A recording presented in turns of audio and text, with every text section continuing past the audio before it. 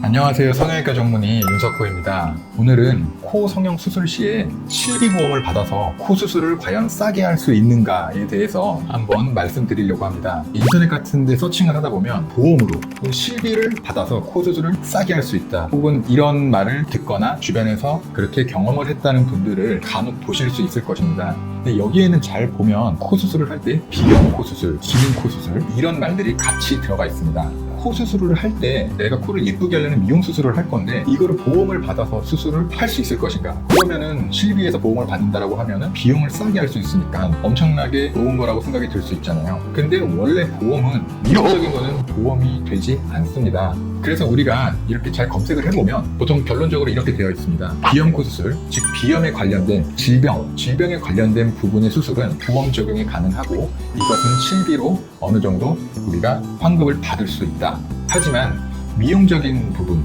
즉 코를 높이거나 코를 예쁘게 하거나 이런 부분은 보험을 적용을 받을 수가 없고 따라서 실비에서 또한 지원을 받을 수 없다입니다. 그런데 왜 여기저기 병원에서 비염코, 기능코 수술, 비염 수술과 함께 미용적인 코 수술도 함께 하세요, 이런 광고들이 많이 보이고 실제로도 이렇게 수술을 하는 분들이 많은가? 여기가 이제 핵심이 있는데요. 일단 비염코 수술이 뭔지 간단하게 얘기를 하자면 비염은 일단 코를 막히게 하는 원인을 제거해주는 수술입니다. 주로 이비인후과에서 많이 하고 있죠. 요즘에는 코 성형을 같이 하는 성형외과에서도 많이 하고 있는데요. 크게 세 가지로 볼 수 있는데요. 첫 번째로는 비각계 수술, 두 번째는 비중격 만복증 수술, 세 번째는 이밸브 성형술입니다. 이 세 가지 비염 수술은 기능적인 부분, 즉 질병적인 부분이기 때문에 보험이 되는 겁니다. 그리고 이 수술과 함께 미용적인 코 수술을 진행하게 된다면 나머지 부분은 미용적인 거기 때문에 보험도 안 되고 당연히 보험이 안 되는 이 부분에 대해서는 실비 청구도 할 수가 없습니다. 그러면 이러한 궁금증이 생길 텐데요. 미용 코 수술은 미용 코 수술 비용대로 내고 비염 코는 아무리 보험이 되고 실비로 어느 정도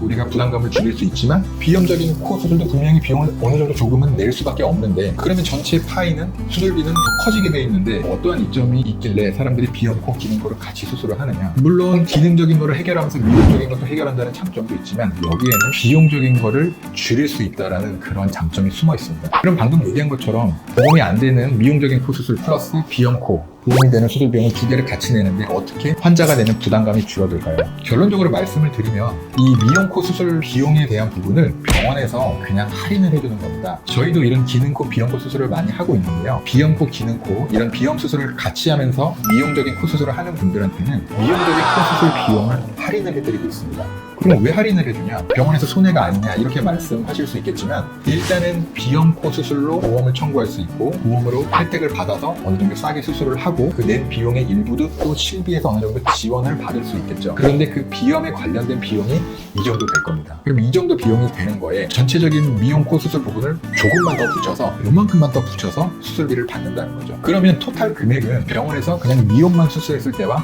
큰 차이가 나지 않게 되어 있습니다. 즉 병원에서 가져가는 수입은 큰 차이가 나지 않겠죠. 대신에 미용적인 코 수술 부분이 이만큼이면 보험 혜택도 없고 실비도 받을 수 없겠지만 전체 금액의 이 정도 중에서 절반 혹은 60~70%를 비염 코 수술, 즉 기능적인 코 수술 비용으로 받을 수가 있고 나머지는 미용 코 수술이 이만큼 되는 걸 할인을 해줘서 받게 된다면 전체 파이는 거의 비슷하겠지만 보험이 되는 영역은 환자분들이 실비에서 70에서 100%까지 환급을 받을 수 있기 때문에 결론적으로 환자가 내는 부담금이 줄어든다는 것입니다. 환자가 내는 부담금은 줄어들면서 병원에서의 수입은 비슷하게 유지가 된다는 거죠. 따라서 병원에서도 큰 손해가 없고 환자는 자기 부담금이 줄어드니까 환자들은 이득이 되고 비염코, 기능코와 미용적인 코 수술을 같이 하는 것입니다. 하지만 여기에는 실제 증상이 있어야 되겠죠. 그냥 아무나 이렇게 할 수 있는 것은 아니고요. 실제로 이것은 CT도 찍어봐야 되고 본인의 증상도 있어야 되고 내시경 검사도 해서 본인이 비염이 있는지 다 확인이 되고 그렇게 진단을 내릴 수 있는 병원에서 진단을 다 받고 그리고 이 비염 수술이 충분히 필요하다는 의사의 소견 하에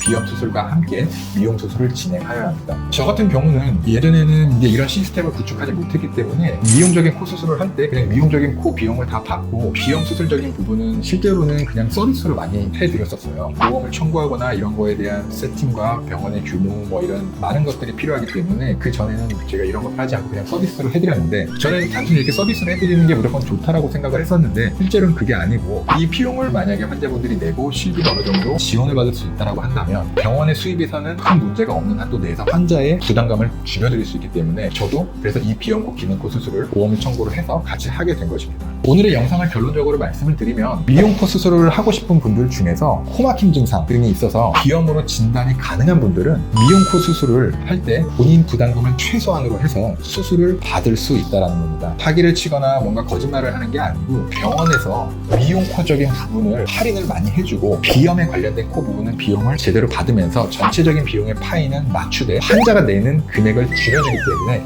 가능한 것입니다. 그래서 코막힘 증상이나 비염 이러한 증상이 있는 분들 중에서 코 성형 수술이 관심 있거나 이러한 분들은 비염코, 기능코와 미용코를 동시에 하는 병원을 찾아서 수술을 하신다면 좀 더 저렴한 비용에 기능적인 부분과 미용적인 부분을 모두 해결할 수 있을 것이라고 생각합니다. 감사합니다. 오늘 영상이 마음에 드셨다면 구독과 좋아요 부탁드립니다. 감사합니다.